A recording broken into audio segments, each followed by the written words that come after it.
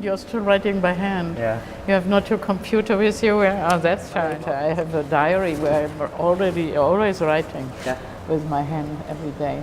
It's nice. No, and people are not used anymore to people who are writing with the hand. When I'm in a coffee shop, because I'm writing mostly in a coffee, they are all looking, oh, what she's doing there. All the others with the computer, no, and what is that? When we start the interview, the coffee will come in it. In that, yes. It's like a coffee shop. Yeah, exactly. We are rehearsing. No, we are doing like in a real film, no? Yeah. Coffee comes in.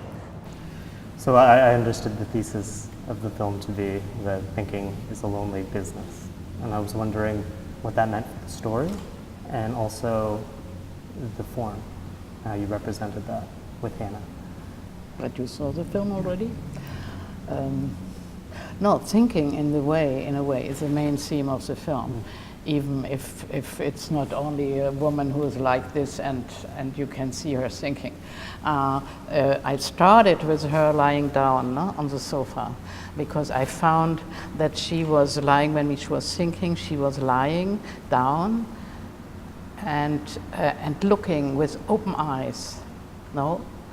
And you could see in her eyes that she was thinking. So I start the film with this moment, no? And I'm ending the film with the same position, no, on the sofa, and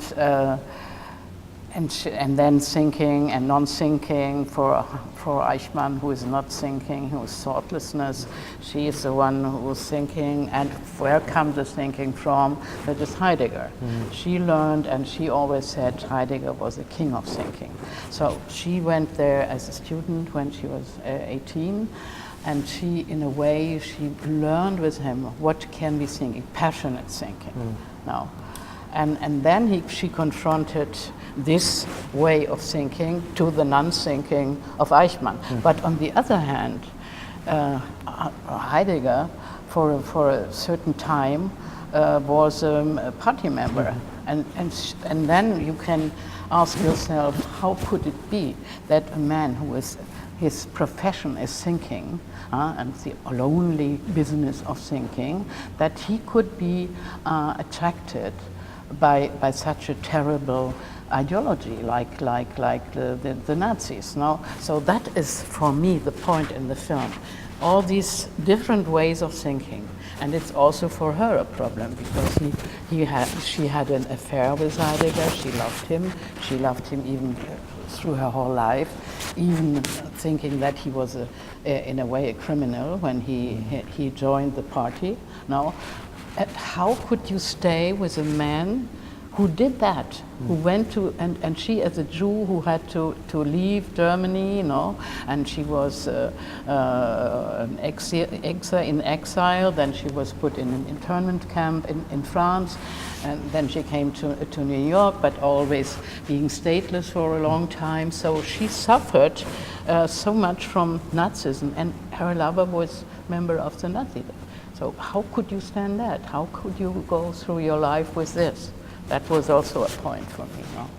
I was thinking that Hannah and Heidegger have kind of similar experiences with the concept of loneliness of thought, because with Heidegger, it's almost like thinking being lonely separates him kind of from the polis or the politics, and there's that line where he says that he shouldn't be dabbling, he shouldn't have dabbled in it.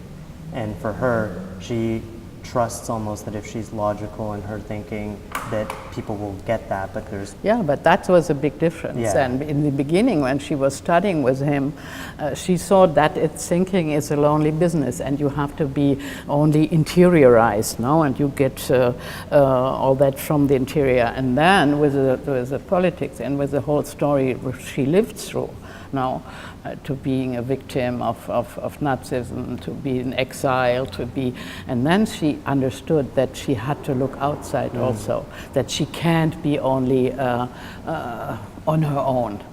And that is her thinking of plurality, and that you have to be open to the world. And when Heidegger then, after the war, he was he had not the permission to teach anymore, for a certain for a certain time. And then, but after also, he came back as a professor. But he was then, he said, I don't want to have anything to do with the world. No, he retired into this space of lonely thinking again. No, and that was for her, it was not forbidden then. And she was against this sort of retirement from the world, because she said we are living not alone, and we have to dialogue with it, and we have to look into the world. And that's for amor mundi, that is for our love for the world, that we have to do it. No? So they were very, very far away from each other, even if they have had the same, let's say, the philosophical school of Kant and Platon and so on. No, they came from the same direction, but then she went into another direction versus the world, to open herself to the world. No? And to observe it. Yes. Yeah, to observe it and to analyze it. Yeah. And what I find interesting is when you have to depict her thinking, the camera is so dynamic. It's always moving in, and it shows kind of the fluidity of her thought. Yes, that is it. Yeah, that was the purpose of this always moving camera. Yeah. And when she's having good conversations, when she's able to communicate these thoughts, the camera tends to move around. But when she's having, when she's talking with her editor at the New York Times, there's the movement of the camera is kind of stopped. It's in because that's a confrontation then. Yeah. Bang. She has to confront William Shawn from the New Yorker. Yeah. And I'm wondering, because with most of your films, they tend to take the political angle and localize it in the private, kind of the interrelationships between people, rather than taking a wide view of society. And is that something that's happening again here, with only one brief moment of Hannah's life? Thank you. Thank you. You have a sugar, perhaps, and a spoon? It's a minute, but Oh, you did already. Oh, thank you. Oh, you are so caring. Couldn't.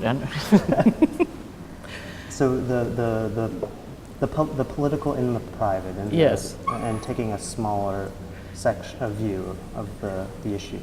You think that my other films had more intervenement? No, I think it's the same. I think it's the same. It's like a yeah. consistency. Yes. That's my work. It's a little bit.